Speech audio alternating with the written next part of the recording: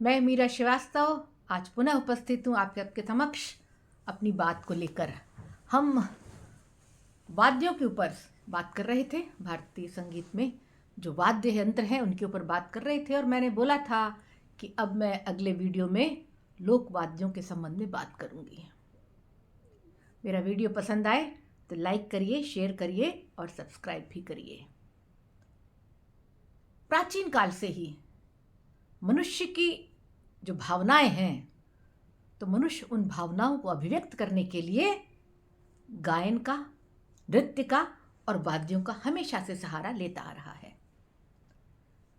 तो हम सब जानते हैं कि हमारे समाज में कुछ बहुत पढ़े लिखे लोग होते हैं, कुछ पढ़े होते हैं, कुछ सामान्य होते हैं, कुछ बिल्कुल भी पढ़े लिखे नहीं होते हैं। तो ये तीनों चारों वर्गों के लोग अपने भावनाओं की अभिव्यक्ति अलग अलग तरीकों से करते हैं और वो तरीके उस क्षेत्र के विशेष के भौगोलिक, सामाजिक, सांस्कृतिक जो भी उपलब्ध वहाँ साधन हैं उसके द्वारा धीरे धीरे विकसित होते रहे हैं। लोकवाद्य भी, लोक संगीत भी ऐसे ही विकसित हुआ। यानी ये लोकवाद्य या लोक संगीत जो है कोई व्यक्ति विशेष नहीं, बल्कि जन सामान्य के माध्यम से, जैसे कहते हैं ना, आवश्यकताएं आविष्कार की जननी है। हमें अपनी भावनाएं व्यक्त करनी है, बहुत खुशी हमको हो रही है, बहुत उत्साह है, कैसे व्यक्त करें? कोई गाकर करता है, कोई भागता है, नाचते हुए भागता रहता है, कोई जोर जोर से कुछ बजाकर अपनी उस खुशी को, अपने उत्साह को व्यक्त करता है। तो ऐसे ही लोक संगीत या लोक वाद्यों का विकास हुआ। आज मैं उसी से संबंधित बात करूंगी। वीडियो पसंद आए तो लाइक करिए और शेयर भी करिए। लाइक का बटन जरूर छूइए, शेयर भी करिए और सब्सक्राइब भी करिए। लोकवाद्यों की बात करते हैं तो महर्षि जो है भरत ने कहा है कि सभी शास्त्रों में लोक निहित है। यानी जितना भी हम शास्त्र देखें संगीत का, सब आया लोक संगीत से ही है। यानी हम ये मानते हैं कि शास्त्रीय संगीत भी लोक संगीत के माध्यम से ही आगे बढ़ा। और इस लोक वाद्यों में, लोक संगीत में, यदि हम मनुष्य की भावनाओं की बात करें तो सबसे पहले बात आती है भावना भक्ति, श्रद्धा, पूजा, स्नेह, प्रेम। मनुष्य के अंदर अपार है, अपरंपार, कोई अंत नहीं, कोई और छोर नहीं मिलेगा, न भक्ति का, न प्रेम का, न पूजा का, न आस्था का, न स्नेह का, न प्रेम का। इतनी ज्यादा हमारे अंदर ये भावनाएं तेजी से उठती हैं कि हमको उसको व्यक्त करने की कोई जगह चाहिए। तभी तो कहते हैं ना, संगीत जो है वो मानसिक सबलता देता है, हमें तनाव से मुक्त करता है। हम जो कुछ कहना चाहते हैं इन गीतों के, इन वाद्यों के, इन नृत्यों के माध्यम से कह देते हैं तो हमारा शरीर बहुत ही हल्का हो जाता है, हम सुकून प्राप्त करते हैं। तो जब हम आस्था की बात करते हैं तभी हमारे जो वाद्य है, जो गीत है, जो संगीत है, वो कैसे आया, कैसे लोक वाद्यों का आविष्कार हुआ, कैसे लोक जगत में इन वाद्यों का विकसित होना हुआ, कैसे हमने अपनी आस्था को व्यक्त करने के लिए, अपनी पूजा को व्यक्त करने के लिए इन वाद्य यंत्रों को विकास किया। जब हम आस्था और पूजा की बात करते हैं, मैंने कहा ना, अपरंपार है, अभिव्यक्ति को जगह चाहिए। क्यों? क्योंकि पहाड़ सा, समुद्र से अथाह हमारी जो आस्थाएं हैं, हमारी भावनाएं हैं, वो कहां जाएं?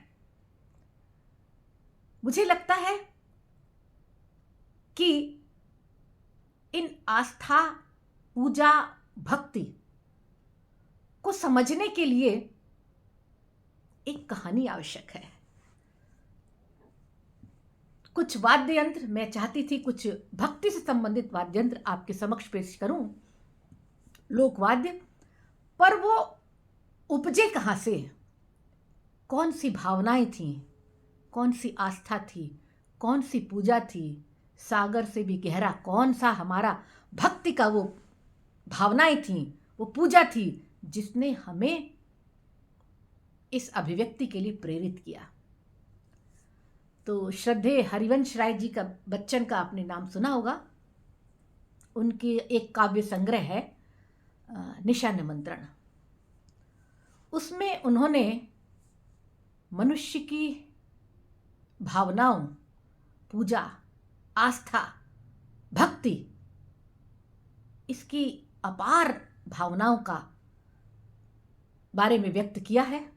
मुझे लगता है कि मैं यदि उनको व्यक्त करूं, आपके सामने इस कहानी को सुनाऊं, तो हमारे अंदर जो भावनाएं निहित हैं वो कैसे निकलती हैं, आप सब उससे परिचित होंगे। ये सृष्टि के बालकाल की बात है। मनुष्य का बहुत ही सरल स्वभाव था, बहुत ही भोलापन था मनुष्य के व्यवहार में, इतना सरल कि स्वर्ग भी पसीज जाता था, स्वर्ग भी उसकी बातों को मानता था, स्वर्ग भी उसकी बातों को समझता था। व्यक्ति यानी हम सब, तब व्यक्ति अपने ईश्वर के प्रति सूर्य को अर्घ देता था, जल चढ़ाता था, हाथों से अर्घ देता था। फिर एक दिन उसने सोचा कि स्वर्ग में इतने सारे देवता हैं, क्या ये स्वर्ग, ये ईश्वर हमको एक देवता नहीं दे सकता कि हम भी उसकी पूजा करें, उसको अपनी भक्ति से सराबोर करें, उसकी पूजन और उस पर श्रद्धा अपनी व्यक्त करके हम भी कुछ खुशी पा सकें। उसने तपस्या करनी प्रारंभ की और तपस्या से ईश्वर खुश हुआ। स्वर्ग से आकाशवाणी हुई, बोल बेटा तेरे को क्या चाहिए। उन्होंने कहा, हे स्वर्ग,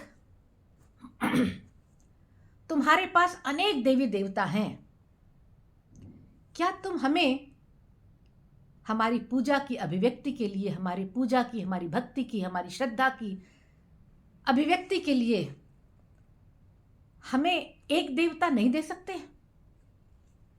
हम उसकी पूजा करना चाहते हैं, हम अपनी भावनाएं उसको प्रकट करना चाहते हैं।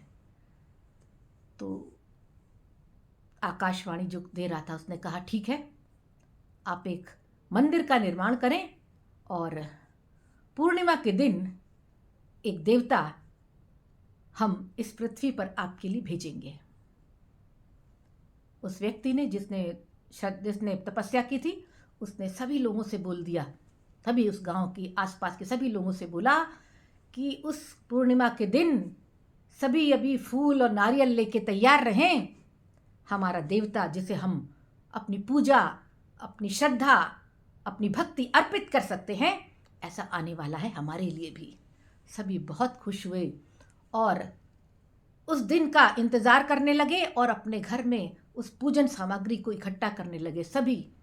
और पूर्णिमा का दिन आया, मंदिर बनके बहुत जल्दी ही तैयार हो गया, चंदन के दरवाजे लग गए, पुजारी दरवाजे पर खड़ा हो गया और वैसे ही पूर्णिमा हुई वैसे उसने कहा कि देवता अब मंदिर में प्रवेश कर जाएगा। और